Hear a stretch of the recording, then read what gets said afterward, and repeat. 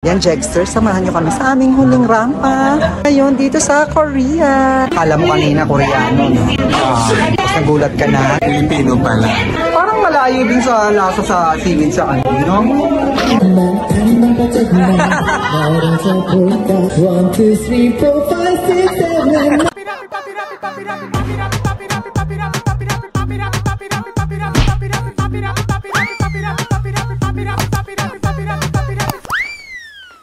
Yes, and ito na ang aming last day tour dito sa Korea. So, galing kami dito sa Amity Store. Ayan.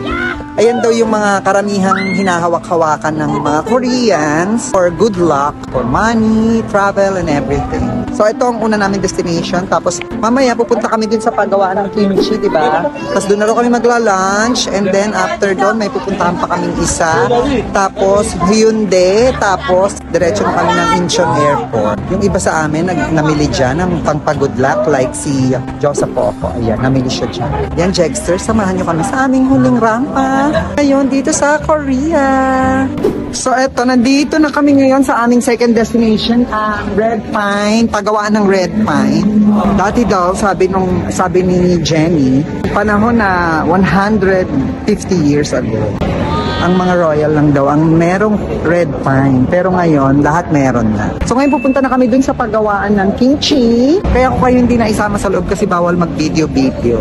Alam mo ang bongga kasi yung mga Koreano daw, kahit malakas uminom, walang mga malalaking tiyan. In fairness, oo nga, naisip ko.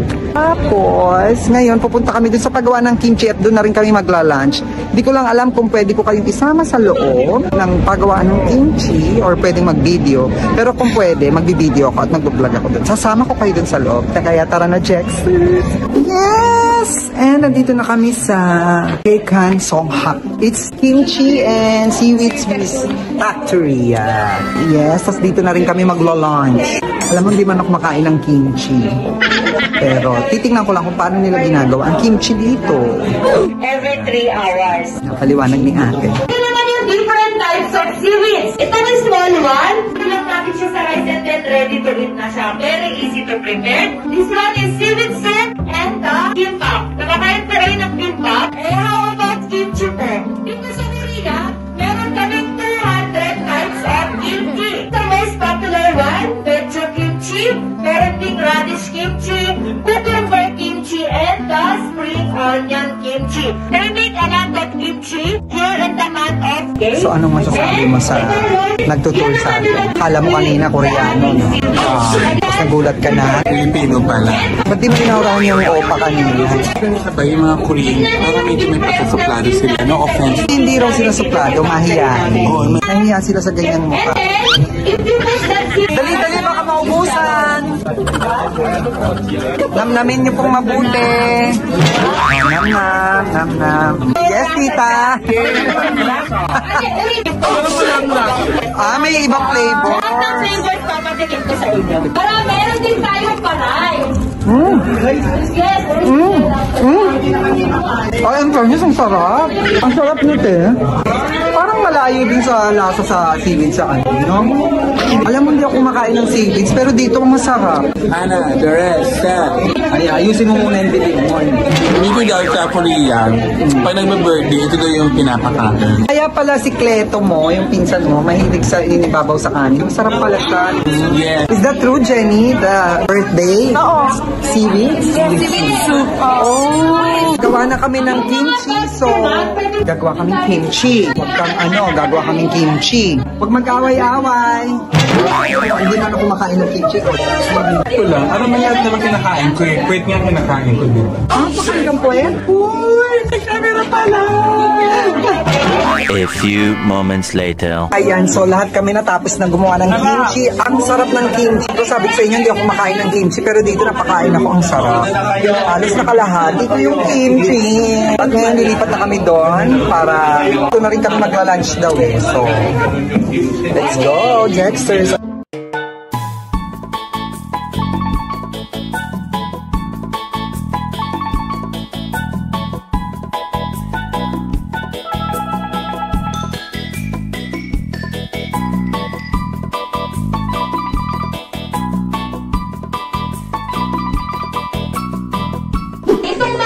na po yan, already prepared na po siya.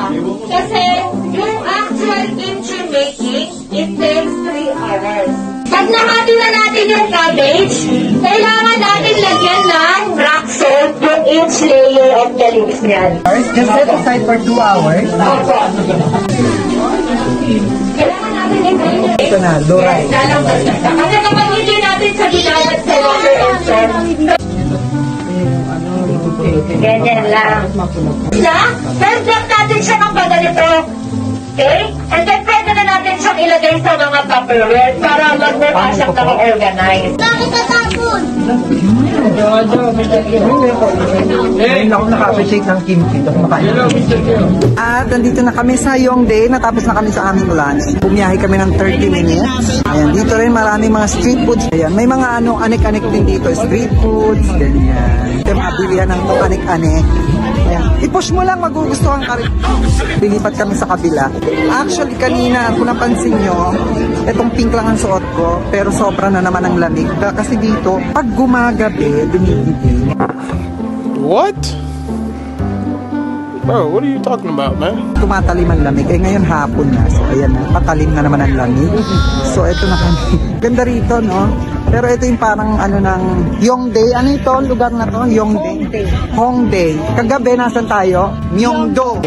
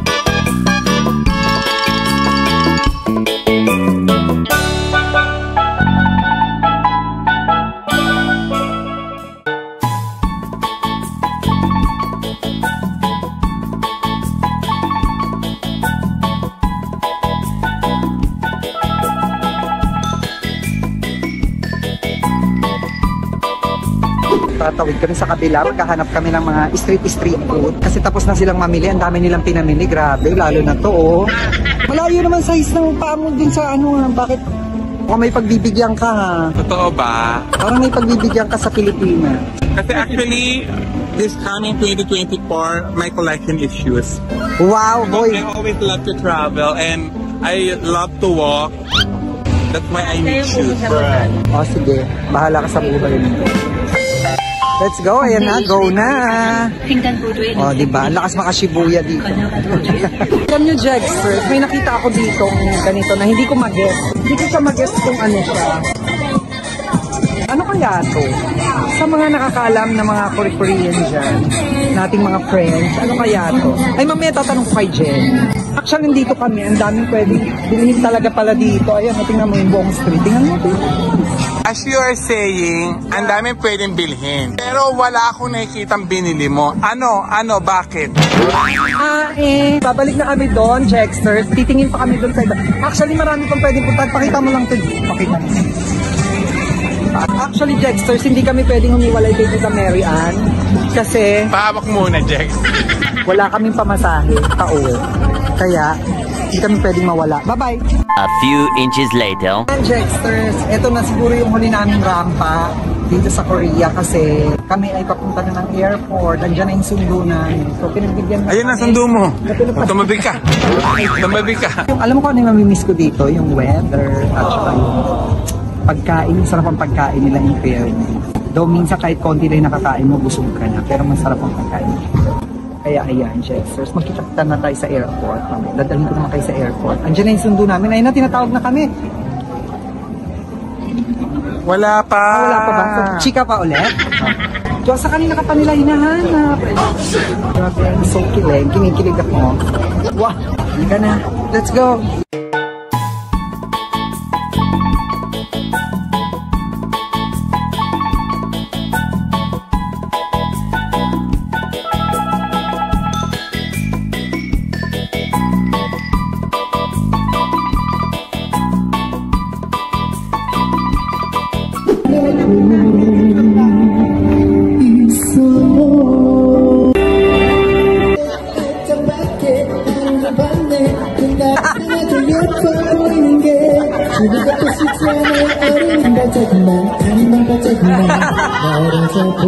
One, two, three, four, five, six, seven, 9, 10.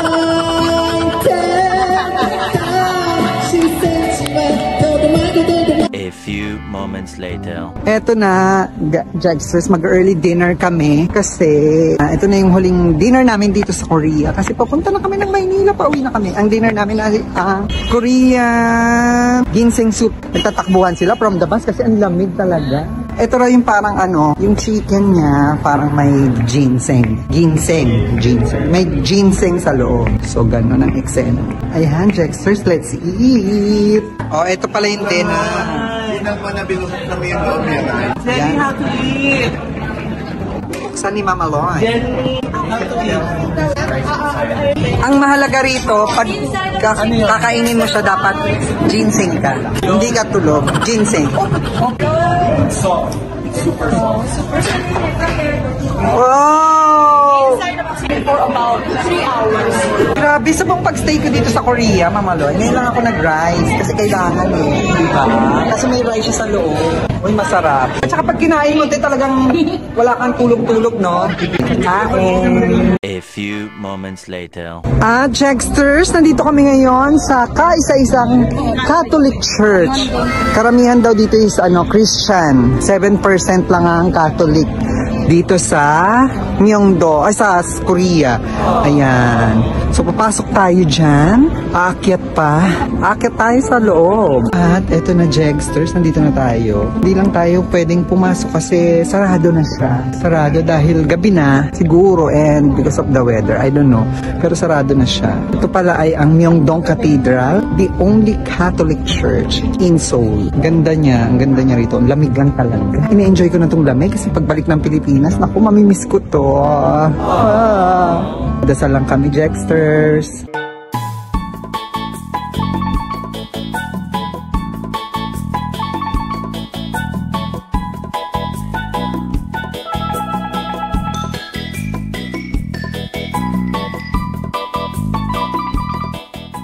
Ayan, Jexters! My gosh, nakakalungkot ang eksena namin ngayon dahil tapos na ang aming bakasyon, 5 days vacation. So ayan, pauwi na kami ng Pilipinas.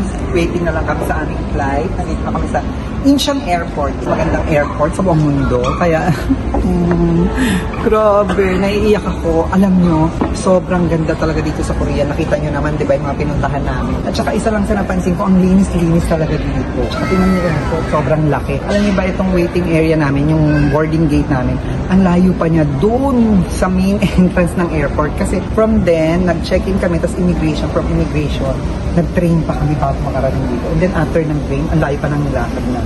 Ayan, Jexters, panoorin nyo ang aking vlog dito sa Korea.